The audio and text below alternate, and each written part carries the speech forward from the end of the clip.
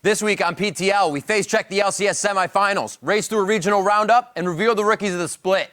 Keep your hands and arms inside the vehicle. PrimeTime League starts right now.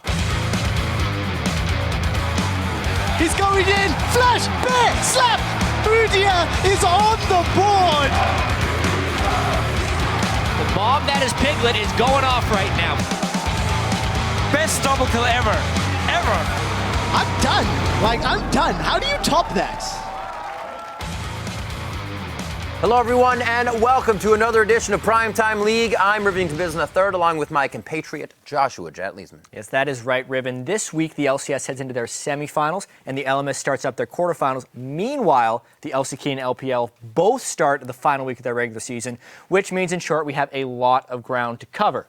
But before we get to that, we actually have a big announcement we must talk about. So much to do, so much to see, and that announcement is both big and exciting. Earlier today, Riot announced the venues and dates for this year's Worlds, and we wanted to share them with you. First up, the group stages will kick off at Le Doc Pullman in Paris. Those will take place on October 1st through the 4th and October 8th through the 11th. The quarterfinals will be held in London on October 15th through 18th as Professional League of Legends returns to the historic SSE Arena at Wembley.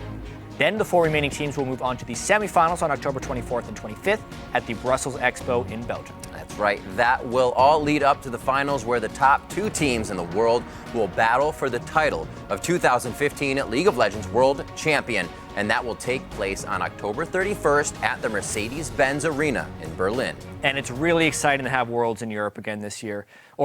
Again this year, because Season 1 was the first time it was there, especially after experiencing the All-Star Game last year in Paris, because some of the fans in Europe are just incredible. So stay tuned to lolesports.com for ticket information, and then you can find out how to be part of that action. I'm excited about that because I did miss that action. Now, we're going to actually shift to some of the teams that we may see on that world stage later this year, and we'll jump right in with a look at one of the big upsets from the LCS playoffs. That happened when third-place Counterlogic Gaming took on sixth-place Team Liquid in a best-of-5. Yeah, a rematch matchup from the summer split in 2014. COG were pretty big favorites heading into that one as well. And early on, they try and take down Phoenix. Things look good here, right? Yeah, they're going to get Phoenix, but there's the 6, the hyperkinetic position reverser. A little bit of resistances for them. They will get the retribution kill, but Team Liquid used advantages great here. Technically, they did kill Phoenix. Yeah. COG needed to really snowball this early game. A lot of early pressure came out of Xmithy's Lee Sin. You can see 2-1 and 5 early on in the game, kill participation-wise. Yeah. But Phoenix kept picking up kills. He was too hard to take down, and Team Liquid got enough gold to eventually withstand the split pushing and then find teamfight victories. Yeah, Team Liquid really in the heads of CLG this game, especially with the Afromu Alistar pick here, first time of the split, using it nicely with Dominate, and they just cycle the crowd control in these fights perfectly. Yeah, especially the Rumble ultimate, which comes in right now. It hits pretty much everyone on COG. Piglet was late to that fight on Graves as well, but he arrived at just the right moment to clean up everyone right there. And once COG lost the split push game with some sloppy dives from Link's Twisted Fate, this game 1 was over. Yeah, game 1 was over. The extended fight led to Link here going down for the eventual ace, that inhibitor, and eventually the Nexus. And CLG was thinking of what to do to repair in game 2. Yeah, well, pick Sejuani. Bit of a team fight composition right here. Vladimir top lane, Tricky in the lane. They needed to line their crowd control just right. Sejuani and Nautilus had to lock down the protect the Kog'Maw strategy on the other side. But if COG uses their crowd control on a tank, as you see here, it might not work. It also leaves the 5-1 Phoenix and 7-1-6 Kog'Maw. That Piglet, these two going off this game, and it just helped that Dominate was that big. Yeah, St. Fishes did tweet later in this game, just run around like an idiot on Nunu. Perfect initiation. And that actually worked for them right here. Piglet and Phoenix clean up, as you like to call it, full house, 3 kills over 2 kills. That's right. And it's the clean ace. Cleaning it indeed. Team Liquid just seemed to have Counterlogic Gaming's number throughout these games. But game 3, was that the one that CLG could pull it back in? It's a situation CLG has been in before and did not respond well to. This time, all they had to do was stay alive and lane. But they couldn't do that. Quas solo kill all the Zion Spartan. Phoenix on Vladimir also had his eyes set on Link. So tough. And Team Liquid was not afraid to go hard too. You see Phoenix messing up a bit, but he still feels confident about it. A quick flash out He gets the kill. Kills across the lanes mean Liquid is that much farther ahead. Team Liquid playing with lower expectations. You could see they're playing very free Yep. right there, whereas CLG was playing a little bit scared, trying to make up, trying not to fall too far behind. That's what happens with Aftermoon's Alistair walking in without his ultimate, and CLG gets destroyed in this fight. Yeah, late little mistakes. Not even really late. 23 minutes was that Baron attempt, so we're mid-game, but TL's pushing it late. And TL also has patience. Watch how long Dominate held that Sejuani ultimate right there, as well as Quas's ultimate on Hecarim to clean up that fight and the series. That absolutely amazing stuff coming out of Team Liquid. What does this actually mean for them?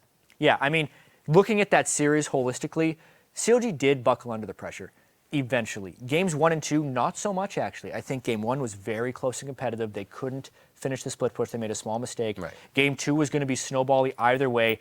Xsmithy had to land a Sejuani ultimates and he couldn't. But once it got around to that game 3, you could tell CLG was just mentally destroyed. They died in solo lanes, which is something that did not happen during the regular season, so only under high pressure is that going to happen. And that means they have to wait until next year to try and get some meaningful championship points for Worlds. What a crazy downward slope the CLG took after such an amazing start for rotations in their split. I know. But now for Team Liquid, what does this mean for them moving on? Is it kind of like the Dominate in the beginning of the season tweeted, hey, you know, be careful, we played well, but it might not be everything, or do they still have work to do? They have a lot of work to do because they face Cloud9 in the next round, who was the team that knocked them out of the playoffs 2 splits in a row already, and it's a team they almost never beat. But it is the opposite of CLG's story. It's a team gaining momentum as the season progresses, which is really important for them. It's also Piglet, the first time he's actually looked good as a Team Liquid player. 25 kills in this series alone, 33 kills in 4 times the number of games during the regular season. If there is a time for them to come together, it is right now. And they have to be more confident after this series against CLG.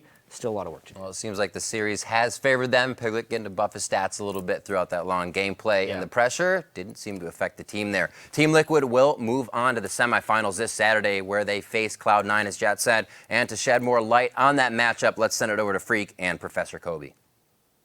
Thank you very much, Riv, and thank you, Professor Kobe, for joining me here. You're welcome, Phreak. You're gracious. Much better than Zyrene. I want to cast with you more often. Anyway, guys, it's playoff time. Let's look at the semifinal matchup. Cloud9, Team Liquid.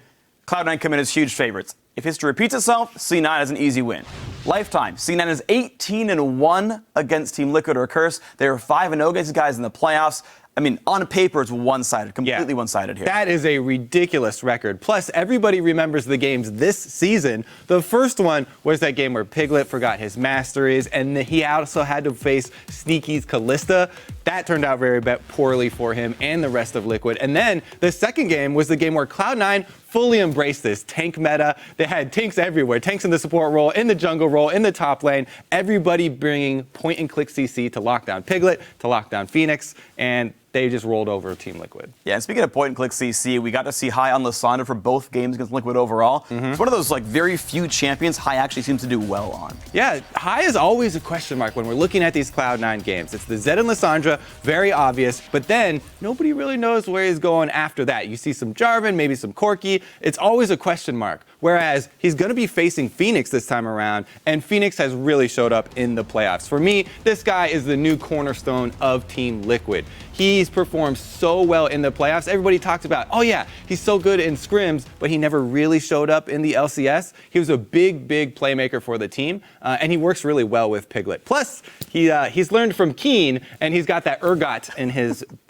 repertoire, which is always a good tool against Cloud9. Yeah, sure, the Korean Urgot mid's doing pretty well. We've seen it's a great pick against Zed specifically, so a fun one to watch for. But I want to talk about his Korean teammate here on Team Liquid, Piglet. Because Piglet, much like Phoenix, but I think kind of to an extreme, had actually a horrible regular season. Piglet lost constantly with Team Liquid here. But in the playoffs against CLG, he gets 25 kills in 3 games compared to 33 kills for his entire regular season here. A good series finally for Piglet. Feels like he's finally shown up here for Team Liquid. A good player now and a real all-star. But he's up against the top 80 carry in North America. There is no question in anyone's mind that Sneaky is the best right now in NA. 7 deathless games in 18 in the regular season, and it's not like he's just hiding. He's going up and taking kills. He'll flash into the enemy team. He'll dash forward. He does so much work. Sneaky does it all. Sneaky does everything. He is my AD carry superhero right now. He's an absolutely great player. And Piglet versus Sneaky is going to be a very fun matchup to watch. Yeah, that's definitely something everybody is looking forward to. Basically, the story is, though, Team Liquid had a great playoff series, so they're looking to continue that trend. We'll see if they can beat C9 for the first time in playoff history, but now, going to send it back to Riv and Jet to check out the European scene. Thank you, gentlemen. And over in Europe, 5th place newcomers Unicorns of Love took on 4th place Gambit in the quarterfinals, looking for that victory. A couple things we were expecting coming into the series were a lot of kills, crazy team fights, and hopefully some even crazier champion picks. Hopefully some crazier champion picks. These coaches we have always heard on social media, even in the interviews, going back and forth about how crazy the game could be. And it delivered a little bit. It started off in the top lane slow as Diamond and Cabochard did what they could. It took them a little bit, but they got Visitchak. Yeah, well, Diamond was delivering some kills on a silver platter here for Cabochard in the top lane. He picks himself up the first one, but this game was really all about how big the top lane Maokai got and how Diamond helped him out. This time, a 2v2 in the top lane, but Gambit has level advantages, and everything goes right for them in this dive. Yep, it doesn't look like it's going to work. It almost took too long, but nope. Kikis comes back a little too early. They're just outside range, and they pick up everything they want. Even get a little bit of a roam from the team. Yeah, Betsy was there in case anything went wrong, but it did not. And then it's just a return dive, because at this point, Cabochard is becoming such a beast, and we don't even need to see the rest of this game because it was literally Cabochard in the middle of 5 people not dying. Game 2. Everything he could do. Game 2 brought out the Udyr. As you said, they should have picked the Udyr as Kikis on not Udyr. Bear slaps, Pinoy stops him down, starts off the game with a first blood. Yeah, he's feeling good. Udyr does not do level 2 ganks. Definitely not Udyr you need for those things. But honestly, it was still a Gambit game to win. They had a gold lead, but they decide a 5v5 turret dive 17 minutes in with a minimal lead, and it goes wrong. Yeah, it goes very wrong. Power of Evil picks up quite a bit here, having blue buff to boot to start the fight as well. Makes him the triple kill earner here. Another one to follow here at the end as well. And Leviathan, he shrugs it off, but he knows the ace hurts. And if we look at these team compositions, Gambit had the tanky, lower damage team comp, the exact same team comp they had in game 1. But what you don't want to happen when you're running somewhat low damage without much burst is to have a tanky Udyr who can spam turtle stance, but more importantly, the Orianna pick up 4 kills for more powerful shields. Just about 12 minutes in. Here they try to kill Power of Evil again, but I guess if he hadn't got 4 kills earlier and he was a level down, he might have actually died here. Yeah, maybe they would have been able to finish him off. Power of Evil, so many of these fights they get out with slivers of health, but that's what happens when your team can spam Black Shield, Turtle Stance, and Command Protect throughout these fights. Cabochard tries to go back in, but it's still not enough to finish him off. Meanwhile, Udyr's chasing people down. The shields were too big. Time for game 3. That story wrote itself as we saw over and over, rinse and repeat. Now in a game 3, we see the kills start off. Jinx Rocket coming from the side, and it was Gambit looking for a Baron here, but Visitchak had other things in mind. What an ult. Play of the series right there. Sion smacking wall and killing 2 people, and the Udyr pick again comes in. World of Tanks entered the European LCS right here. Kikis and Visitchak were unstoppable. So funny. I was loving everything coming out of social media for this one. Gambit, not so much. They were getting the runaround this game, and Unicorns of Love once again showing, like they did against Team Solo Mid, they're great in the series. Power of Evil's AP Kog'Maw draws a ban. Gambit trying desperately to avoid all of Unicorn of Love's picks, and guess what they get as their reward? Sjokz. Shaco indeed. I guess you have to pull out all the stops if you really want to take down a team like Gambit. Gambit trying to fight back here. Go for Visitchak, but always slivers of health as they exit the fight. So beautifully executed right here. Unicorns of Love has the Shaco split push, but they also have the Syndra to get picks. They have nice disengage. And here, you can tell he'd been farming for a while because he nearly one-shots Pinoy. Love how he leaves the clone, takes the lantern. That's going to be the death of Jinx on that play. And Unicorns of Love grab Diamond here, and it's pretty much all they need to solidify the win. Completely containing Gambit within their own base. Shaco jumps in the back of the fight, instantly kills the AD carry. Even though Power of Evil did go down, Unicorns of Love moves on to the semifinals. Power of Evil got hit instantly there, but Unicorns of Love moving on strong. We'll see what they can do. And for more about that series win from the Unicorns, let's bring in another mythical creature. How's it going, Sjokz? Good riff, thank you, mythical as usual. All right, so the first thing we have to talk about is Worlds. What do you think about today's announcement? I am super stoked, of course, that we are going to Belgium, Brussels, the capital of my fair city, with Worlds. And of course, we're also going to Paris, London, and ending right here in Berlin for the Worlds final. I'm so excited. All right, I'm going to count on you to show me around all the cool tourist spots. So looking back at the quarterfinals now, what was the secret to success for the Unicorns? For the Unicorns of Love, the secret was cheese. Well, like, all you have to do is just check their like LOL Kings for like the stupid shit they're playing. Like they're playing Frozen Heart first item Varus top. Like, are we really scared of that? Like, sure they can pull out something weird. Like you check the rune pages, like having a Azir top rune page. Like I've played against Azir top before, so like whatever cheese they pull out, it better be some really good Gouda, because I don't think that anything they can pull out is really gonna scare us. Some really good Gouda actually, we say in Dutch, but it was cheese, I would say. I mean, it was picks that we hadn't seen before. Kikis came out with the Udyr in Game 2 and the Shaco in Game 4, but I wouldn't go as far as calling it cheese because it was just a strategy that he practiced before numerous times, and he came out with it at exactly the right time, is what the Unicorns of Love love to do. And I also have to give praise to their support player, Hylissang. They first picked Morgana 3 games out of the 4, and he was absolutely phenomenal on that. It was banned away from him in Game 4, and then he had to go to his Thresh, which was also phenomenal. But the Unicorns of Love were completely on point with their adaptation in that best of 5, and it got them the game and to the semifinal. Yeah, that it did. And this weekend, the Unicorns will face first place SK Gaming. Do they have a shot at taking down the #1 team in Europe? Well, the Unicorns of Love might just be crazy enough to take down SK Gaming. SK Gaming is, of course, very methodical. They have their Dragon Control. They have their 1-3-1. They want to get Forgiven with a CS up and get him ahead and control the game from there. The Unicorns of Love, they thrive on chaos, and I don't particularly know if there's a method to their madness in what they do, but I do think it might be enough to throw SK Gaming off. And something I'm really keeping my eye on as well is not a specific player, but the coaches. Sheepy from the Unicorns of Love versus Inner Flame from SK Gaming, because Gambit saw it. You can't prepare for Unicorns of Love and what they're going to pull out in terms of special picks. So it will be really interesting to see how the coaches, what they have planned, and how they're going to adapt. All right, awesome stuff. Great, Sjokz. Thank you very much. Hang on, and we'll be back with you in just a minute. And another team that made their LCS playoff debut last weekend was up-and-coming H2K Gaming, who faced off against the Copenhagen Wolves, hoping to beat that late season surge, H2K Gaming. Yeah, coach of the split, Prawley as well, trying to prepare his team right. to not get upset by the #6 seed.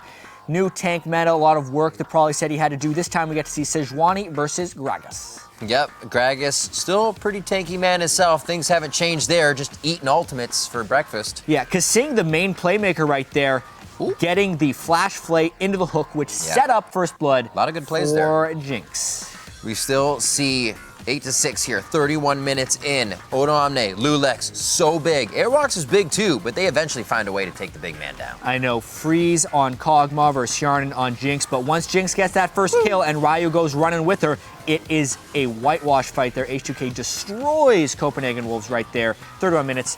They already had 4 dragons, so they had control. Getting real excited on that one as we move into Game 2. Copenhagen Wolves look to stop the bleeding here as Airwalks would start off fast with fancy flash here too. Yeah, Copenhagen Wolves had a nice team composition this time, hoping to snowball the game early. Like you said, beautiful flash by Airwalks there. Gets Soren going. Typical right here, Copenhagen Wolves, when they're winning, freezes ahead, and they just try and push and win. Bit of a lack of vision here, and Ryu starts to get very big. We haven't seen much Diana play, but he showed off in these games. Yeah, this is where you started to think maybe Ryu would be a problem in this game. Him and Kasing here kind of double up. One underrated thing about Ryu's success right here is he went an attack speed build later on in the game. He had the Lulu speed up so he could get his auto attacks in. This one's all Ryu, though.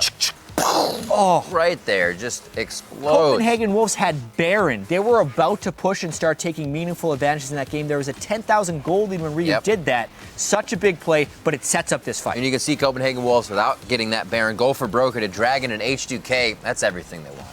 Yeah, and just keep your eyes on Ryu's Diana. He's so far away. Freeze is respecting it. How far away can he be? He's not even auto attack range for most of it. Ooh, not and he's far dead. enough. He's just dead as soon as Ryu sets eyes on him. That is why the Diana pick dominated Freeze's Kalista. Absolutely crazy. What would they do next? H2K now on a tear, and they would start off in the top lane. The Copenhagen Wolves to try and come back for this one. Yeah, really trying to shut down Maokai. They did not want a big tank to be able to jump on Kalista in this game, but H2K knew that devious plan, and they set up a great counter game. This looks great. Copenhagen Wolves coming in. Odoamne is going to die, but there are just too many. Also, this follow-up from Lulex. So nice to get them clean right before getting too far into the turret. Beautiful Sjokz, and because it's already a 2-0 series, once you fall down in that game 3, it is tough. so hard to come back. Young Buck, last-ditch effort. They actually find an okay fight. If that wasn't going to go well for them, I don't think anything could have for the rest of the game. Yeah, definitely. Hjarnan gets the double kill. No one takes down Sivir, and then Sivir can run you down, as well as having the Righteous Glory. H2K, 3-0. Very big stuff for them, and we'll see what they can continue to do. Okay, so let's bring back Sjokz for some insight. Sjokz, this one was a little more straightforward, so break it down for us. Yeah, it definitely was. The Copenhagen Wolves, definitely the underdogs coming into this quarterfinal versus H2K, and that's how it panned out as well. A clean 3-0 for H2K, and the only shimmer of hope, I should say, for the Copenhagen Wolves was at the beginning of Game 2, where they got a good advantage over H2K. It was the first time, or the second time rather, in 14 games that H2K was down at 20 minutes. Usually they make up a huge amount between 10 and 20 minutes, but they did prove that they could fight back from that and beat the Wolves even in that Game 2 when their Hecarim and their Kalista was fed. Another factor for me that was very decisive was Ryu on the side of H2K. Yamato Cannon, the ex-coach for MYM who was on the desk with us, said before the series that he counted Ryu to the top 2 mids in EU, not because of the flashy plays he made, but because of the things that usually go unnoticed. For instance, setting up his team for objectives all around the map by pushing up minion waves. In this series, he was great. He went 23, 6, and 24 over 3 games, and he proved that he can also make those individual plays on top of playing the map. Yeah, it was really awesome to see some of his games kicking up some dust on Ari, not a champion we've really seen in the past few weeks here in the NALCS. So now, moving on, the second European LCS semifinal matchup this weekend is H2K versus Fnatic. What are you expecting here? Whew, what a matchup that's going to be. H2K versus Fnatic, head-to-head the entire season already. I do think it's going to go to 5 games, and we're talking about 2 teams that excel in the mid-game, but in a different way. Fnatic, because they get those crisp team fights and push their advantage super hard after that, and H2K, because they are so methodical in the early game, setting up the dragons and pushing the towers. As an example, although Fnatic is 2-0. This split versus H2K, the last time they met at 20 minutes, they were quasi-even in gold, even though Fnatic was up 5-0 in kills, because H2K had kept the control and pushed 3 towers to 0. All right, Sjokz, and I also want to get your view on which players you will be keeping an eye on. Well, it's got to be in the mid lane for me. I already touched on Ryu and the way he's also stepped up in their quarterfinal for H2K versus Febiven in that mid lane. Of course, there's history there. Febiven used to be on H2K when they qualified for the LCS and then chose to go with Fnatic. I asked Febiven about this in the past. He said, well, I don't really care who I'm playing against. I just want to win. But I do hope that they both go for absolutely in-your-face champions and we see a brawl in that mid lane. All right, Sjokz, and before I let you go, it is time to put you in the hot seat once more and get your predictions for this weekend. Riff, it's so difficult. I think of out of the 4 teams, they all potentially have what it takes to go all the way. If we look at it semifinal by semifinal, Unicorns of Love versus SK Gaming, it must be the fact that these unicorns are so mythical, but I have an inkling that the Unicorns of Love can take it.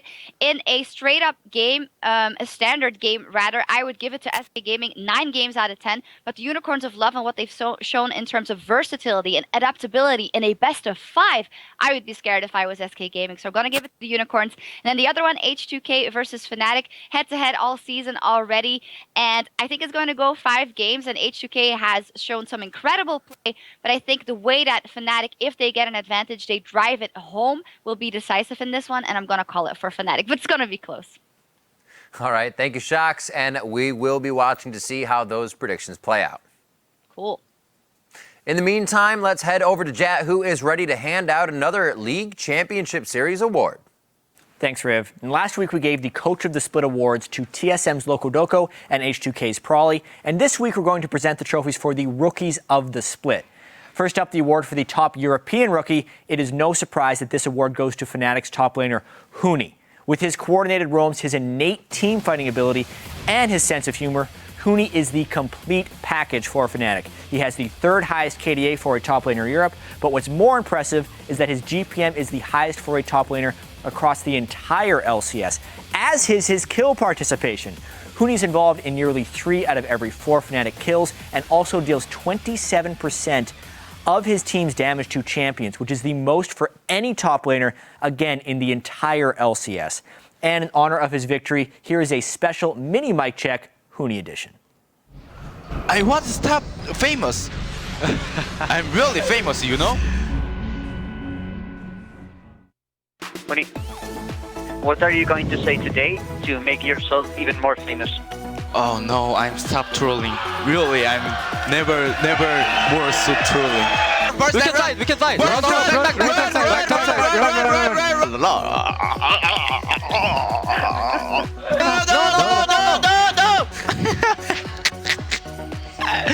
I love it. Actually, if I carry alone, I go nyam nyam nyam nyam. I can use TP. Stop screaming. Stop screaming. Huni.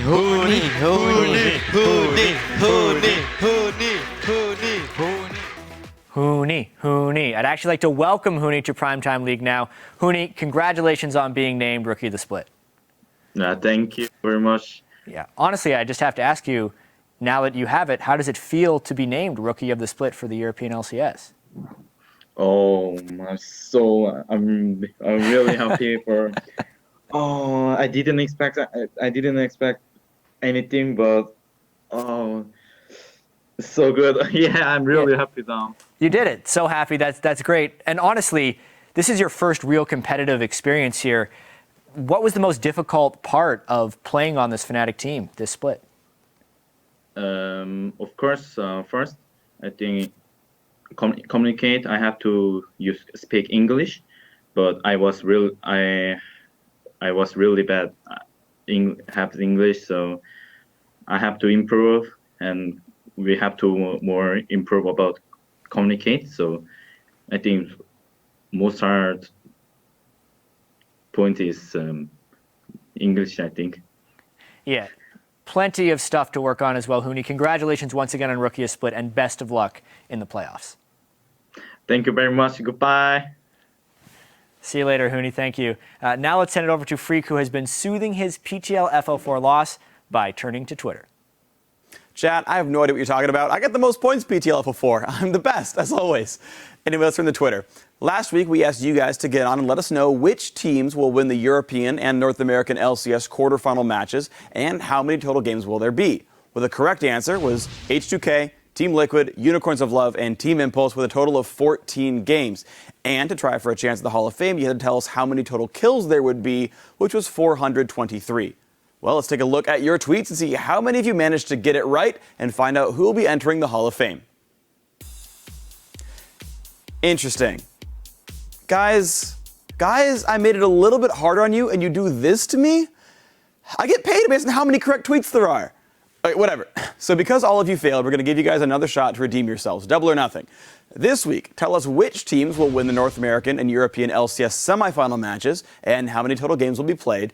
And for a chance to get into the Hall of Fame, you also have to tell us which team will win the LMS finals this weekend and how many total games will that be. I'm not sure if that's any easier, but you have to work for PTL Infamy 140 characters at a time.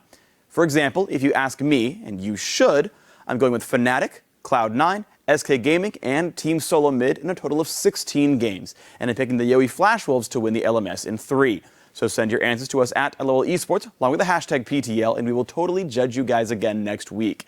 Now we have something a little different for you guys on Primetime League. We're going to head off the Rift and meet with the man behind League of Legends' unofficial esports anthem, Silver Scrapes. All right, so I'm going to play a little bit of the lead line here. Forgive me if I'm a little rusty. It's been about 3 years since I've opened up this project.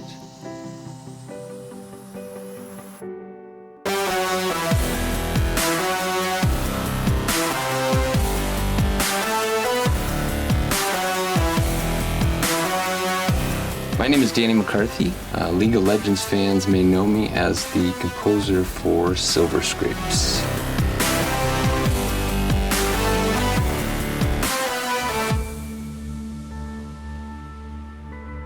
I started composing music when I was 15 years old. I continue to do it every day and learn new things every day. I don't know, I'd say it took about maybe 10 years before I got any gig whatsoever. Killer Tracks, they hired me to write a song, and you know, it was my first gig. I was, I think, 22, 23 years old or so. That Friday, they gave me the gig. They said, hey, it's due on Monday. And so it was a crazy weekend, not much sleep.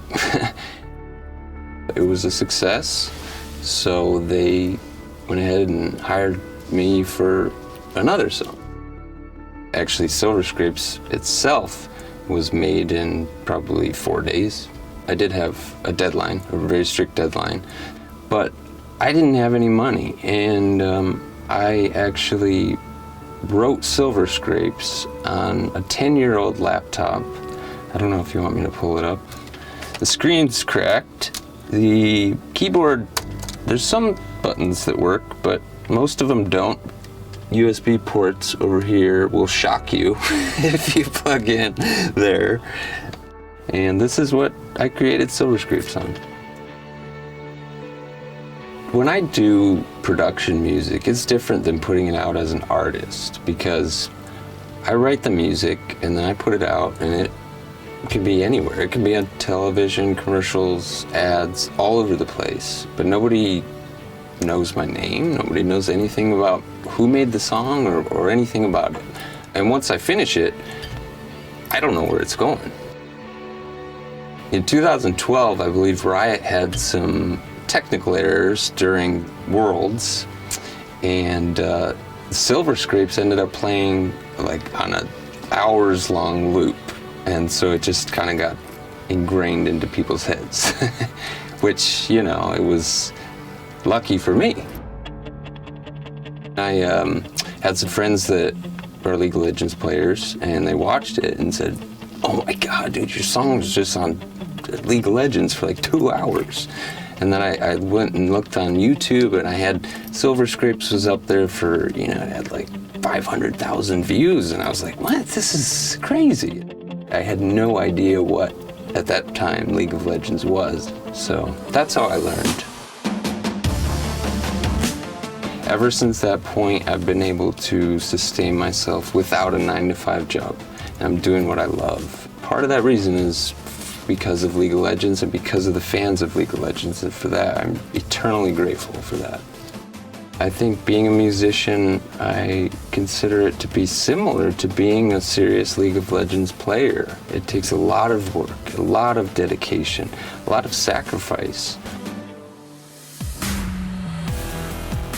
I've started playing League of Legends now, and you know, I'm not good at all, and I'm not gonna give out my summoner name because it's bad. I'm sticking with the bots for a long time. It's not about the things. It's not about the big boards and you need all this stuff. You don't. You just need a passion and a drive and love for what you're doing.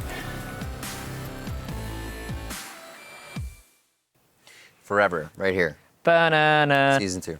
The whole song. Like, you hear any little bit of it, you're like, yep, that's exactly what happened. And you have to start moving your head up and down, always. All right, so now let's turn our attention back to the North American LCS, where 4th place Impulse took on 5th place Gravity in the quarterfinals. And nobody really knew what was going to go on in this game. Yeah, Gravity's been such a wild card this entire year, as well as Impulse just improving week over week, but we didn't know, with the pressure on in the playoffs, whether they'd be able to bring that same level of play. And Haunter trying to get some kills for himself in the early game, but he gets the treatment. And one thing that Impulse has done all year is worked very well with small leads. Talked about that play a lot from Haunter. Just a bad idea. Yeah. The 1v1 was questionable, and he had no idea about the counter gank. And then once that happened, boy, did Impact and Rush punish. Yep, just getting the through and through, bumped by Impact, onslaught of Slaughters backwards into more fight from Rush, and they just had their way with him. Yeah, I mean, Gravity even said beforehand the last times they played, the top lane jungle synergy from Impulse crushed them. And here, this game was getting ridiculously out of hand. Gravity did find a pretty good fight, nearly taking it with that shockwave. Yep, very nice shockwave to start this one off. To the back line is Impact, however, and he was just too much for Gravity to control in this one. Adrian being huge. If he couldn't get the Leona, he actually threw to the Nautilus this game. It worked out for the team. That is a 7,000 goal lead punching you in the face right there. No matter how well you're prepared, you can't handle it. Game 2, though, they try and counter Rush's aggression. Yeah, a little bit of a back and forth here. Impact picking that one up. Brings out top lane Morgana again as Keen picks himself up a kill. Double buffs as well. The double buffs were incredibly critical. Keen got really strong in this game. Yes. We learned afterwards that Xiao forgot masteries in this game, 0-0-0. But Keen didn't care about that because he was fed on Fizz. He was fed on Fizz, very much so. The Rumble ulti goes down, starts cooking the entire team. Nicely placed from Haunter. He doesn't let that first game get to him, and Gravity starts to pull out strong that game too. Yeah, they definitely had some nice pocket picks there with the Fizz mid, not something anyone else plays, and you could tell it kind of threw Impulse for a loop. Rush as well was countered very well by St. Vicious. Yeah. Having the Rek'Sai vision of where Rush would be in the jungle without wards, and here you can just see a nice fight they fight. This fight was pretty much ahead towards Baron, but Gravity caught Rush, as you saw on the other side of the wall, and really got the scattered skirmish in their favor. Something Gravity has kind of been back and forth with, but when they have the lead, seem pretty dominant. Very good in team fights. That's Yes. Gravity's biggest strength, it feels like, as a team, able to take the Baron after this one and ultimately the game. Pushing that to a game 4, one of the longer series we had in the North American LCS, and it started off real early. Yeah, ships in the middle of the day running into each other right here, and a big bloodbath early on. Xiao gets that first blood on Zed, buys a long sword at the start of the game, and he never looked back. Said in the beginning of this one too, as we were casting it, Xiao is at MVP. Where's that MVP been? And throughout this game, he came out. Leona for Adrian once again, and they were trying to make plays as Gravity fought back. And this is something about this Impulse team, though. They seem to take all these fights that don't look like good ideas because they aren't, but then they go and make it work. They collapse later on in the fight. Xiao is 7-0, 13 and a half minutes into the game. Yes, that is a word. Good old Xiao. Cop here just on the outside of dying. Okay. And then he gets pulled in by Xiao. The loving embrace of Xiao. Deathmark does damage? I don't need Deathmark to proc. For a It's second actually there. a move block. It's all right. So looking back at that series, what went right for Impulse? Yeah, well, honestly, early on in the series, they were able to enforce a very early game style of play. They banned away St. Vicious as tank junglers, and that was effective for them. But then once they adapted with Fizz to have the strong laning, they picked the Rek'Sai for themselves. Impulse kind of stopped caring about the tanks. Rush just built tank items on his fighter junglers, and they recreated that very fast and aggressive style of play. Rush is the man right here. His jungle has been so impressive throughout the entire later half of the season as he's been working up here. The fact that they also banned Fizz later in the series to adjust and allow Xiao to play Zed into something that he'd be able to kill. Enforced the fact that Impulse had a superior laning skill level on Gravity. In all of those games, they had higher CS numbers in the laning phase at 10 minutes over Gravity, which just allowed Rush to work with the lead and ultimately allowed Impulse to take that series. All right, and Impulse advances to the semifinals and will face Team Solomid on Sunday. And to take a closer look, let's send it back to the Professor and the Protester. Well, thank you very much, Riv. Let's talk about one more semifinal match in the North American LCS. Team Solomid versus Team Impulse. These guys, on paper, a whole lot closer. 1-1 in the regular season. First time these two teams met, week 3. Rush didn't get off the ground. Santorin pooped all over him. The early game Lee Sin didn't do much of anything, and it was a pretty easy win for TSM. That is true, but in week 6, it was a completely different story. Rush did the pooping. He was back on Lee Sin, got that early aggression off the ground, getting his team ahead, and Morgana in the top lane from Impact was huge for them. 2-1 in 16, game-winning bindings, really big turnaround for Team Impulse. Yeah, and Sjokz had a great game as well on Cassid and almost single-handedly carried the team fights themselves if Impact did the other heavy lifting. But Team Impulse, honestly, as a team, they're a little bit of a win lane, win game team. So we wanted to actually break down all the lanes and talk about who we think has the edge in all of these. Top lane matchup, TSM Dyrus, TIP Impact. All right, this one, I think that we're going to have to give it to Impact just because of the way that TSM play with Dyrus in the top lane, leaving him on that island, whereas Impulse, they like to feed into Impact. They want to get him top lane carry. Yeah, and honestly, it's a very big check mark. Keep in mind the size actually does matter when we talk about this kind of stuff. Let's move to the jungle matchup, though. Santorin and Rush, both very, very good players. This one is really close because Rush, he can single-handedly win you a game with some of these aggressive moves. However, Santorin is so consistent, Plus, Santorin has embraced the Cinder Hulk jungler, so I think this one's going to be a tie. We're going to give a different icon here over, though, because Santorin, the specialty right now is that Cinder Hulk's so strong, this is going to be on 5.6. Yeah, hey man, Cinder Hulk Vi from Rush, maybe he'll have some good impact there on that one either way. Either way, mid lane matchup, TSM, it's Bjergsen.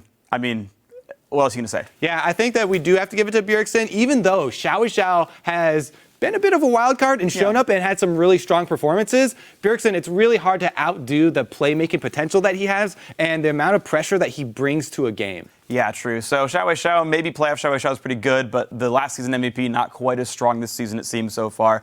Either way, let's move on to the next matchup here. TSM, they got Wild Turtle and AD Carry. You've got Apollo over there for TIP, and I actually think both these players are very good. This one is actually closer than a lot of people will think it'll be because Apollo gives Team Impulse just what they need. He plays the Graves, he's got that burst follow-up, he can play very aggressively, or he's got the Sliver, he can speed up the whole team so they can dive more often. But Wild Turtle, I really like the improvements he's made this season compared to last season. And yes, he sometimes still goes over the line and goes a little bit too deep, but I like where his head's at, and I like an AD carry that can actually make some game-changing plays, whereas not a lot of other North American AD carries are willing to do that. Yeah, I think the most similar AD carry to me for Wild Turtle is Uzi. He's obviously not as good as Uzi because who is? Crazy. Yeah, but he's a little bit crazy, but it's really smart crazy. And I really like how Wild Turtle's playing this season overall. Apollo, he's consistent, but he's only playing these team fight supporters, decent laners, but you're going to get exactly what you put into him. Wait till you see the Varus come out. Yeah, okay, maybe that'll be a little bit worse. Overall, though, small edge to Wild Turtle, definitely great playmaking. Support role now. TSM Lustboy, TIP, Adrian. I think this is another one that's a little bit more clear because while Adrian is like Apollo and gives Impulse a lot of what they need with the long-range engage, very offensive guy, he's going to follow up on anything or even initiate for your team. Lustboy, his mastery of not only the Annie but also defensive support mastery, which is huge in this matchup particularly. The Janna could be huge for them. Also, vision control. He can keep Rush in check, try and help Santorin keep track of him. Absolutely agree with you here, Kobe. They're both very good players, but I'd rather have Lustboy on my team because he can play hard engage or defensively, and that gives a huge edge in a BO5 where adaptation is huge. Adrian, look, he's good on Annie, he's really good on Leona, but you're gonna be seeing a hard engage bot lane every time from TIP. You can see a lot of things from TSM. Yeah. There is one little caveat, though. Even though I did give that Cinder Hulk icon over to Santorin, there's an interesting change with the TP Smite coming in. Because Team Impulse are so top lane oriented, they could just have Impact to build a Cinder Hulk. Rush doesn't have to build a Cinder Hulk. He can play an early aggressive jungler like the Lee Sin, like he likes to play. Just get Impact ahead, and then boom, there's your super tank. You've got a Cinder Hulk jungler on your team. Just happens to have teleport and come from the top lane. Well, hey, if Darius going to get sense, give him a Cinder Hulk, have him go jungle, and he can go ahead and hide away from everyone else. Cinder Hulks for everybody. Cinder Hulks for everybody. So overall, Kobe, it's going to be a very good matchup. I'm going to say at least 4 games this one. Who are you giving the edge to? I think it'll be really exciting, that's for sure. But slight edge to TSM. Yeah, all right, slight edge to TSM. I kind of agree with you here in this one. It's going to be fun overall to watch. And if you guys want to join other LCS fans to watch semifinals or the finals themselves, check out one of the upcoming viewing parties happening this weekend around the country, including New York and Georgia. And to find out more or learn how you can host a viewing party of your own, head over to lolesports.com/VP, where you can find all of the details. It's going to be a whole bunch of fun, but now let's send it over to Riv, who has another LCS award to hand out. Thanks, guys. And now it's time to name the North American Rookie of the Split. This jungler joined one of the most popular LCS teams this spring and has done an amazing job adjusting to the pressure of the big stage. And we are happy to present the North American Rookie of the Split award to Santorin. TSM's rookie jungler has the highest KDA for the role across the LCS, which has led him to a 75% kill participation. And when he's not busy making plays with his teammates, he has proven he's still a good sport by helping us out by playing Lee Sin on PrimeTime League. Now, I'd like to welcome Santorin to PTL. Thank you for joining us, and without the blindfold this time, I have to say congratulations on winning the award. I'd like to present you with the Rookie of the Split award.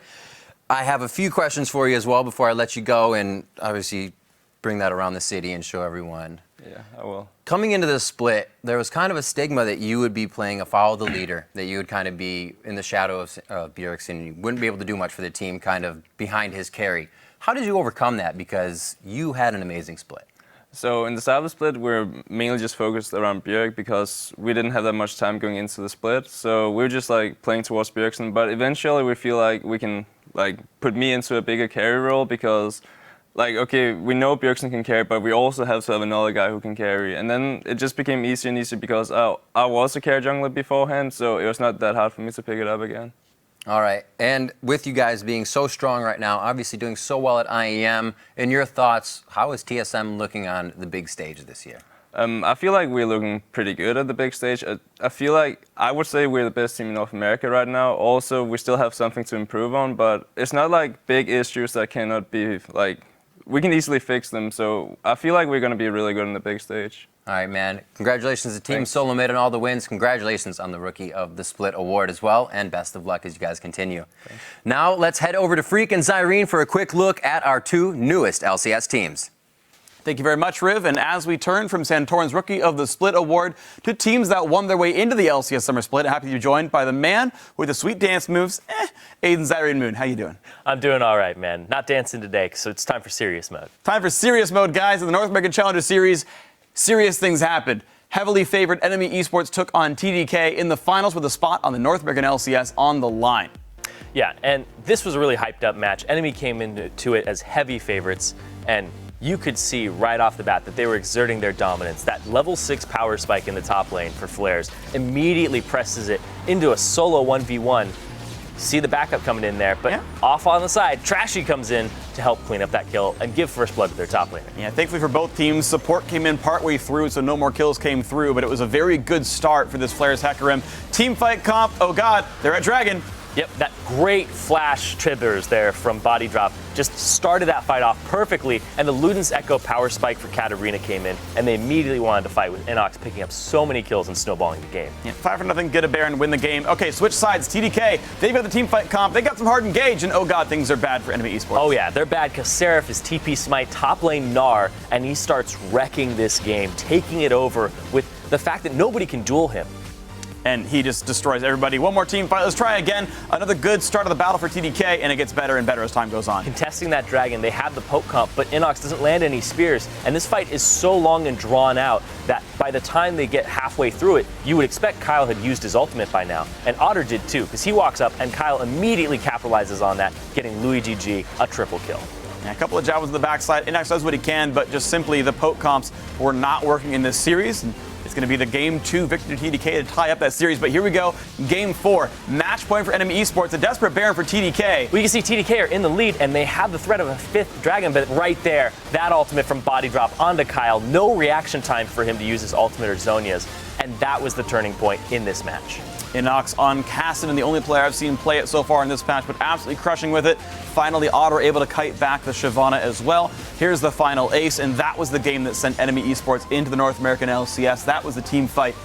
Very, very exciting series overall, but a big congratulations to a bunch of excellent players in Enemy Esports. And you could see right there how happy they were because of that, because it was such a tight game. Otter was getting soloed by Seraph over and over and over again in the team fights, and Seraph really put up a huge fight. So I'm excited to see how TDK does in the promo tournament. That's true.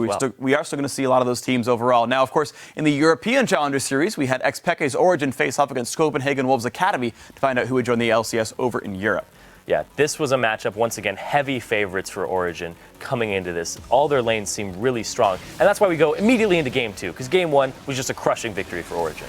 Yeah, you can see Kira, trying to put his carry pants on for these guys, but honestly, Origin already with a gold lead and a pretty good team fight here. It's 14 minutes in, and it's already a 5-on-5 in the Dragon Pit, and Niels, this guy coming out of nowhere, Danish as well, getting himself a triple kill. It's not even to protect the Kog'Maw, and he runs away with this game. 6,000 gold lead at 11.5 minutes. Origin already crushing in Game 3. We get to see Soaz one win against Morsu, even though he's down a level here. Yeah, Soaz played Maokai all 3 games, really wanted to win this series. Morsu's the guy who brought out the Fiora, brought out the top lane Yasuo to try and carry this game. But that sapling right there, the presence of mind from Soaz to set that up ahead of time is absolutely amazing. Gets in the solo kill. Knocks him down 10-2 the scoreline here. Let's watch Peke. He's pretty good too. He's playing Zed. He's going to go blow up Morsu some more. He's 11-2-4 at this point. And you don't even get the death mark indicator there. It looked like he was going to be scot-free, but Peke doing Peke things this game, going off on Zed. And speaking of doing Peke things, how about a Nexus backdoor? I mean, he's got minions, so it's not really a backdoor, but that's going to go down. He is the sole champion damage dealer to the Nexus, so it still counts as a solo kill. Solo kill for Peke. Looks like all is right with the world. Of course, these guys back in the European LCS here, Peke and Soaz, and joined by some more fun faces as well. Anyway, these two teams will join the LCS and compete in the summer split. Aiden, what do you think the chances are? I think both teams are going to sit around 5th, 4th place. I think they will both make playoffs next season.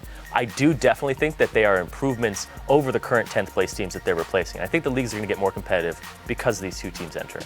Well, we still got some more spring split playoffs, but summer split definitely going to be fun to watch. It's going to be a whole bunch awesome, and we will help them prepare for the transition as you listen in on their future competition. That's right, and I've always wanted to say this.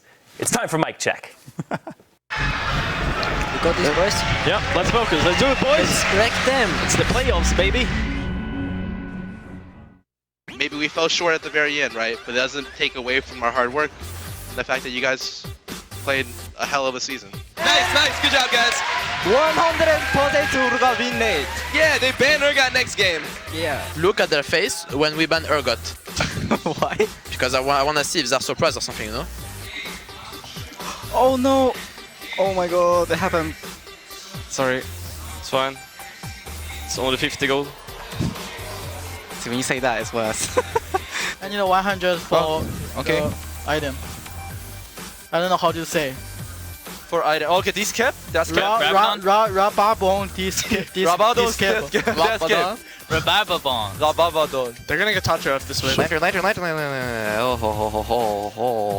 Oh, our double zone was up, That was scary. I got snared. Okay. Okay. Oh, fuck. Nice. We got a first goal. I love you! I really love you. I'm gonna try to janky Oh my god, why are you here? It's mid. You're good, Cup. Help me! You got this, Cup. You got this. Cup, I got you! It's Baron. Got a Baron. It's Baron. W. Alright, you just need to get the hell out of there. No! I'm blocking! Run, Cup. Cup, yo, turn. No. Cup, turn. He'll never kill him. No, I'm running. Oh my god, are you joking? Get him. We got this, boys. Just reset.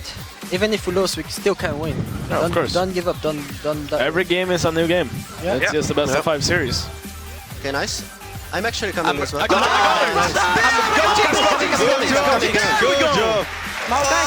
Nice! Do you have shield? Nice! Good job! Okay, flash. I can take it. I got him. Nice time! Nice! Get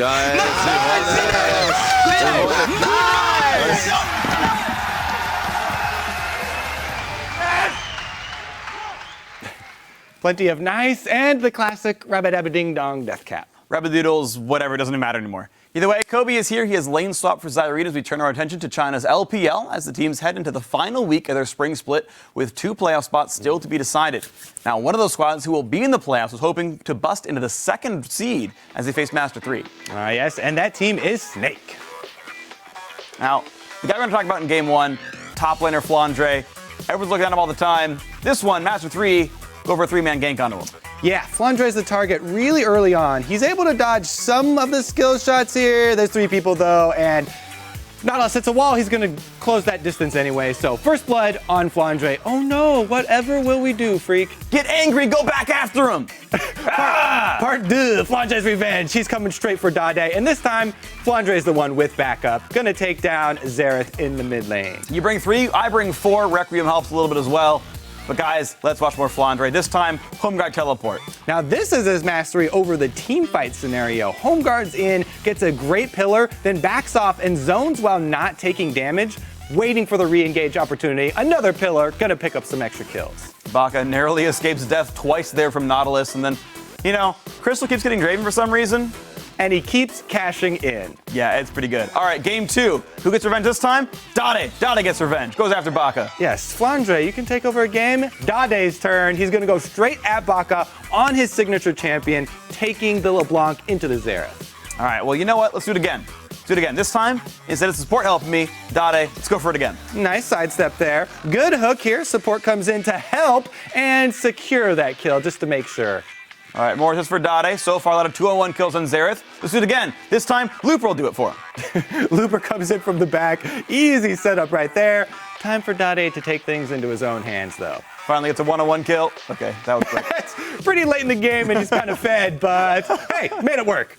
The revenge comes in, a 1-1 series overall. Now, guys, the LPL begins the final week of their spring split tonight, so let's check out the standings. In first place, where they have been since week 4, are Edward Gaming, and now followed by Team Snake.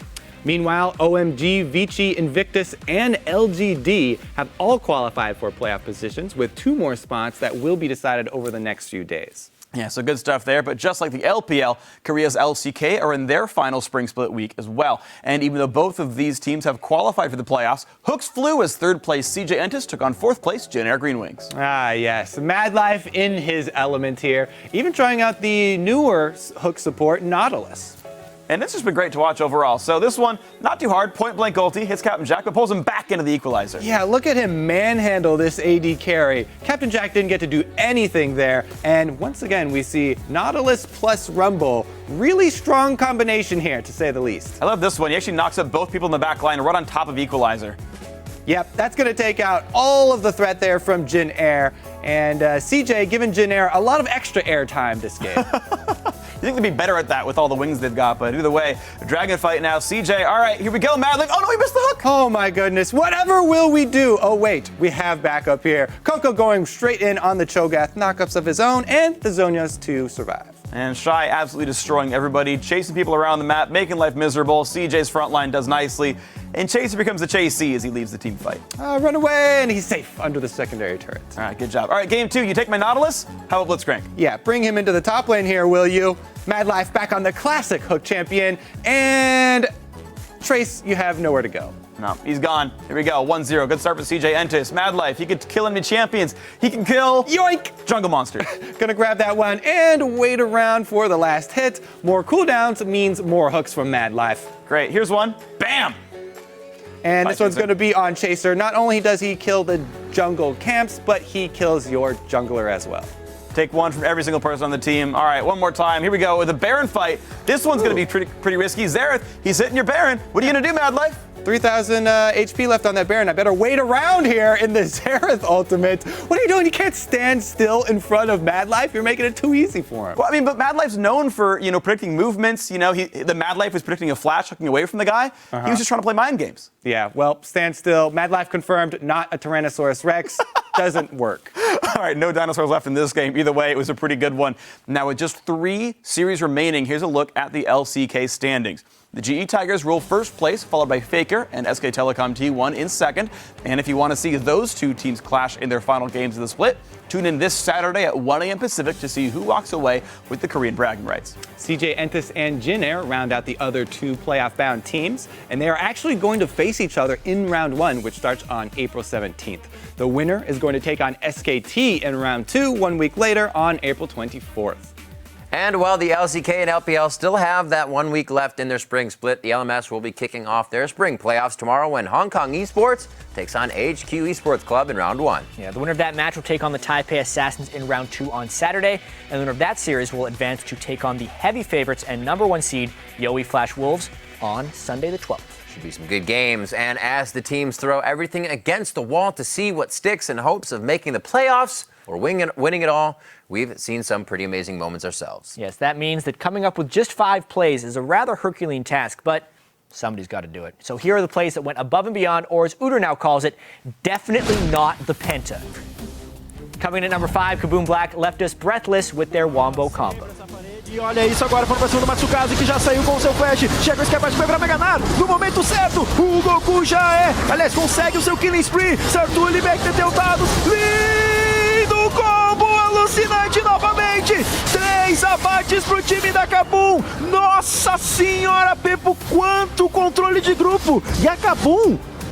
And rolling in at number 4, LGD shocked us with their ball delivery from combo. AM and MLXG as well. He can auto attack during most of that one. The knockup's not going to be there for too long. As you can see there, they're all coming through, and Imbi's just getting bounced around. But you can see he doesn't take too much damage. That shockwave was godlike onto 4 members. Imp is somehow still alive.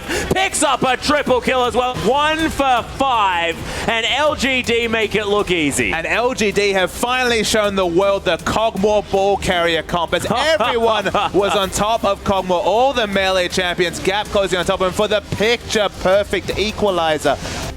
At number 3, Phoenix was out for blood in his duel with Link. have kind of this early game down, how to stop it, how to get the kills that they want.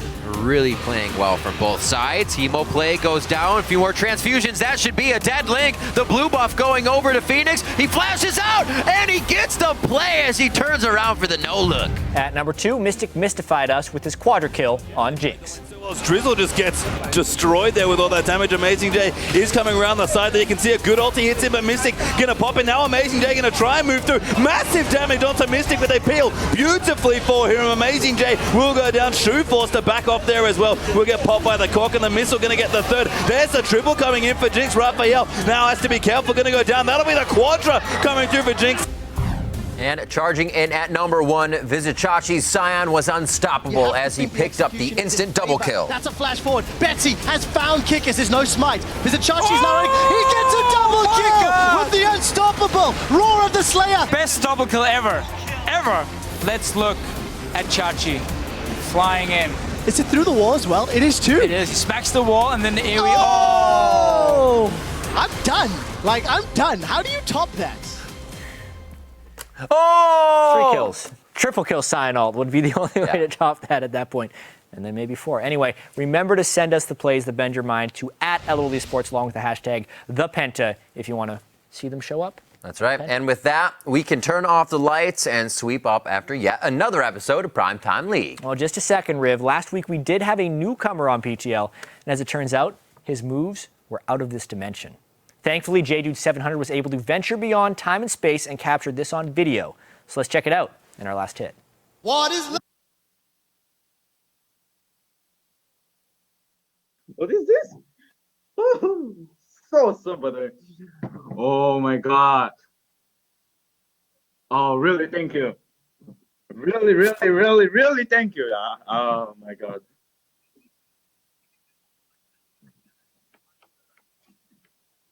Thank you.